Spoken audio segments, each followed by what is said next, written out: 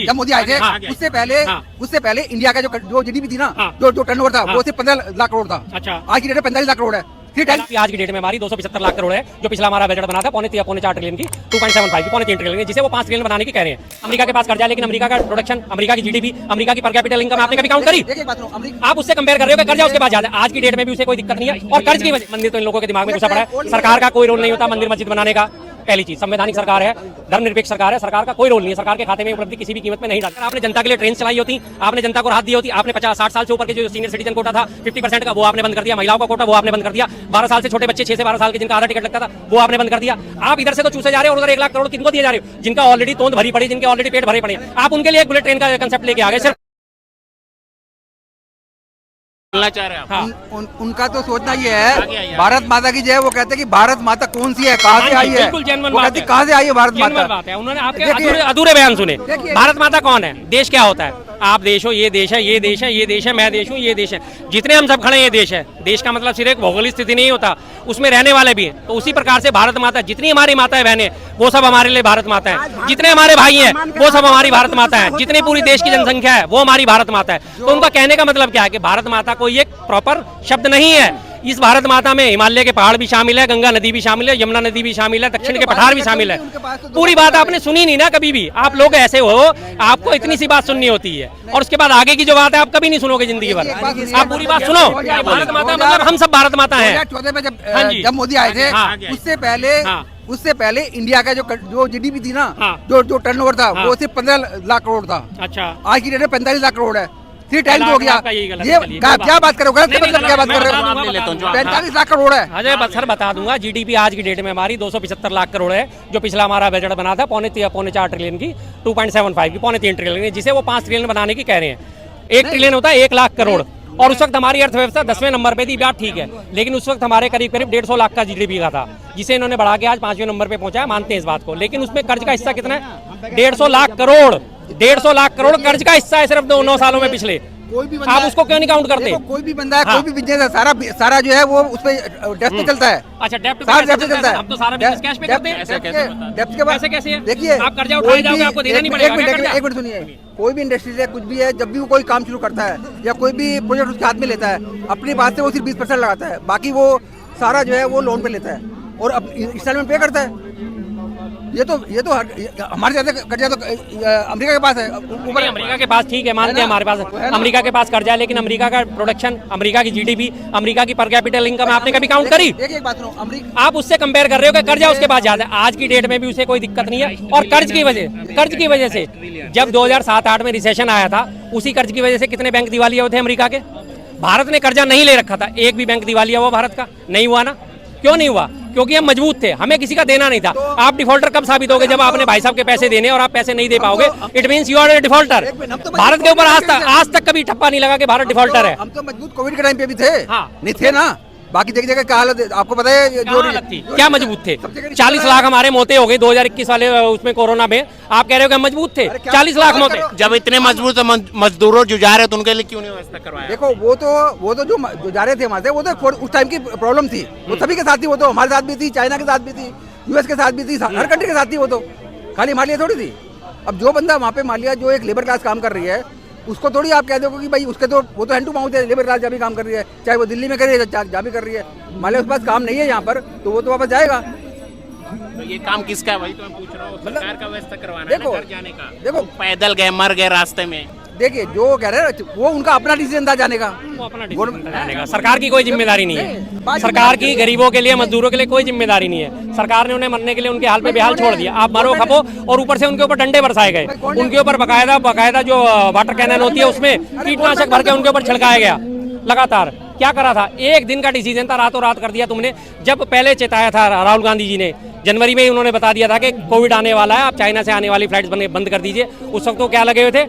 नमस्ते ट्रम्प करने में लगे थे गुजरात। उसके बाद क्या लगे हुए थे, वो महाराष्ट्र में, इसमें मध्य प्रदेश में सरकार गिराने में लगे हुए थे। तब लगातार फ्लाइट आ रही थी, जा रही थी, आ रही थी, जा रही थी। तब उन्होंने रोक नहीं करा। जब उन्होंने मध्य प्रदेश में सरकार गिरा दी, अपनी सरकार बना ली, उसके बाद उन्हें होश आया कि यार भारत में कोविड भी आ गया, चलो अब तो रोक देते हैं, अब कर देते हैं। रातों रात डिसीजन ले लिया बिना किसी उसकी आपदा थी, आपदा वो तो सबके साथ थी, सबके वो साथ तो कड़िया थी जो जैसे मर्जी जोड़ लो बाद में बैठ के कि भाई ऐसे हुआ था वैसे हुआ था। भैया, एक बात सुनिए, इसमें जोड़ना क्या है? एक मिनट सुनिए, आदमी है ना एग्जाम देता है ना अपने, उसे मैथ में ही पास होना होता है, 500 का पास होना होता है। यदि एक में फेल हो गया ना, फेल है वो। नहीं, एक में फेल होने पे कंपार्टमेंट ही तो आती है, फेल तो पूरी नहीं होता। तो आप मान लिए ना क्या फेल हुआ सरकार, बस वही हम बात कह रहे हैं। हमने तो कह दिया सरकार फेल है, तो हम तो इसी बात को तो कह रहे हैं। आपने मान लिया कि सरकार फेल है, मैं फेल की तो मैं वो ये मतलब 5 काम बता दीजिए मोदी जी के 10 सालों में, 5 काम बताइए।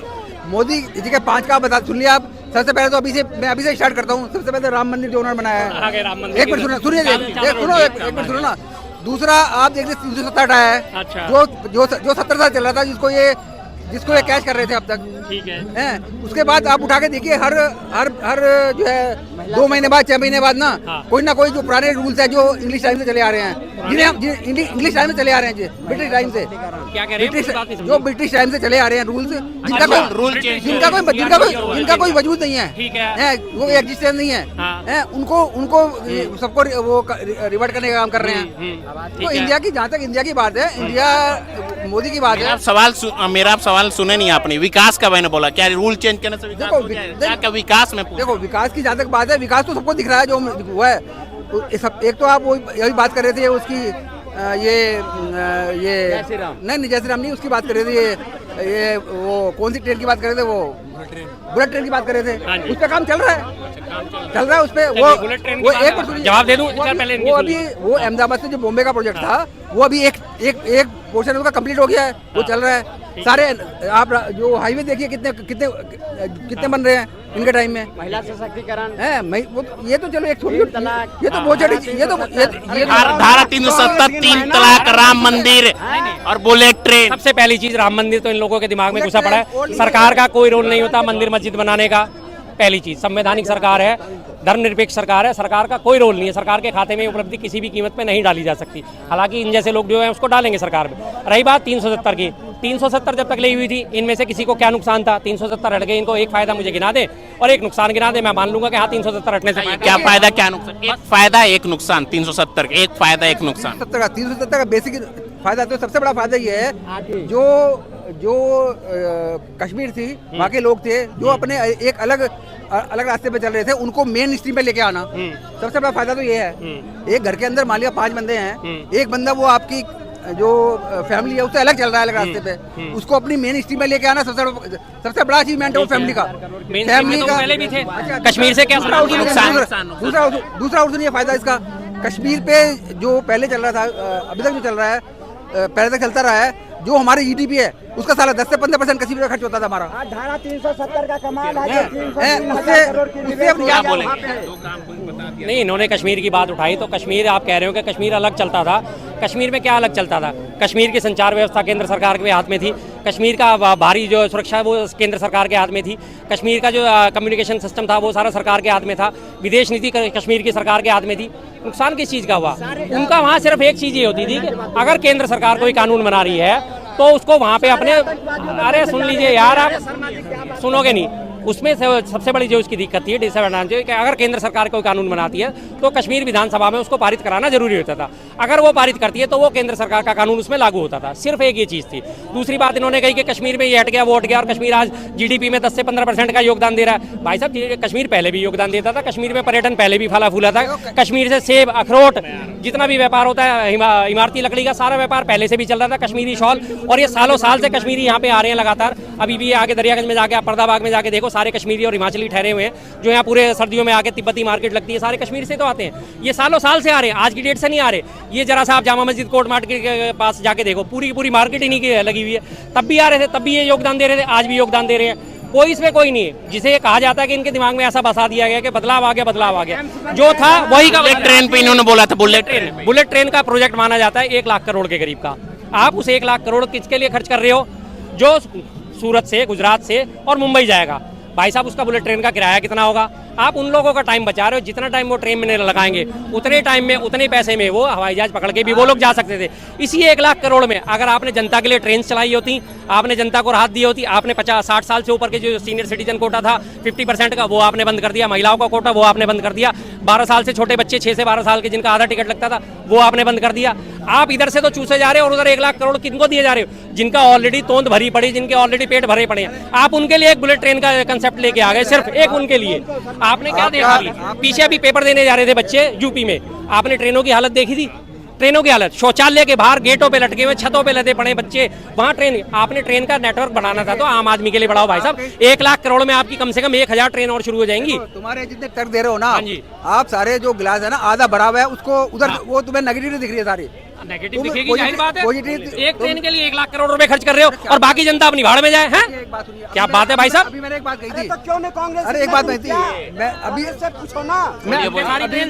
अभी वही बात कर रहा हूँ। एक कोई भी आप एग्जाम दे रहे हो उसके 5 सब्जेक्ट होते हैं, हर चीज में आपको अचीव करना है, ना कि आप एक जगह लगे हुए हो उस पे, उससे देश नहीं चलता। तो वही तो हम कह रहे तो हैं ना देश सर। की एक ये तो 5 सब्जेक्ट में फेल जा रही है। आपसे 5 काम मांगे थे, आपके पास गिने ना हर आदमी का है, हर दूसरे आदमी का 5। सबसे पहले शुरुआत होती है राम मंदिर, 370, 3 तलाक। आप 3 तलाक की बात करते हो, यहाँ बहुत सारे सैकड़ों मुस्लिम खड़े होंगे, आप बुला के पूछ लो उनकी कम्युनिटी में 3 तलाक की दर कितनी है। मुश्किल से मुश्किल कोई 10,000 में से कोई या 50,000 में से कोई एक बंदा 3 तलाक देता होगा, 10,000 या 50,000 में से। चलो मैं तो ब्राह्मण आदमी हूँ, पंडित आदमी हूँ, मेरी छोड़ो। मुस्लिम कम्युनिटी को आप बुला के किसी से भी पूछ लो, भाई साहब 3 तलाक की आपके यहाँ दर कितनी है? भाई है आपके यहाँ कोई मुस्लिम एक आध? बताओ जरा भाई साहब को। पंडित जी अब ज्ञान जो है ना, आपने अधूरा ज्ञान लिया, आपने अधूरा ज्ञान लिया है। अधूरा ज्ञान ले रखा है। नहीं, मेरा अधूरा ज्ञान इन लोगों के गले से नीचे नहीं उतरता है। इनकी आंखों में मोतियाबिंद चढ़ा हुआ है, इसलिए मेरी चीज बोली इन्हें मोतियाबिंद। लोगों को मोतियाबिंद होता है, इन लोगों को मोतियाबिंद हुआ पड़ा है। अब मेरा अधूरा ज्ञान है, मैं खुला चैलेंज दे रहा हूँ। अभी किसी एक मुस्लिम को लेके आओ, उससे पूछो भाई तुम्हारे कम्युनिटी में 3 तलाक की दर कितनी है? देखो आप पूछो किसी से, देखना भाई साहब कोई इधर कोई इधर आए तो की तरह है ना, किसी को नहीं जो 3 तलाक की दर है ना, वो नीचे लेवल पे नहीं है, वो ऊपर के लेवल पे है। सर, ऊपर नीचे नहीं, एक मिनट आपने बात सुनिए, करा। एक सुनिए, बुलाना जरा एक किसी को, जो भाई साहब फोन को पे ही है ना, जो फोन पे ही 3 एक तलाक मिनट भाई है। साहब को बुलाना, चेक शर्ट वाले को। अरे नहीं भाई साहब, नहीं ऐसा नहीं। मैं तो पंडित आदमी हूँ ना, मेरे भाई साहब 1 मिनट जरा बता रहे हो, क्या पता उनका नहीं, क्यों नहीं पता? भाई साहब आपसे एक चीज पूछ रहे हैं, मुस्लिम हो आप? हाँ जी। आपके यहाँ 3 तलाक की जो दर है कितनी है? हजारों में 1, लाखों में 1 कितनी है? क्या मतलब भाई साहब कह रहे हैं कि 3 तलाक खत्म कर दिया, बहुत बड़ा कर दिया। मैं कह रहा हूँ 3 तलाक कोई इतनी बड़ी अचीवमेंट नहीं है। कोई मुश्किल से 10,000, 20,000, 50,000, कोई लाख में कोई एक बंदा ऐसा होता होगा जो 3 तलाक बोल के तलाक देता होगा। ये बात हकीकत है।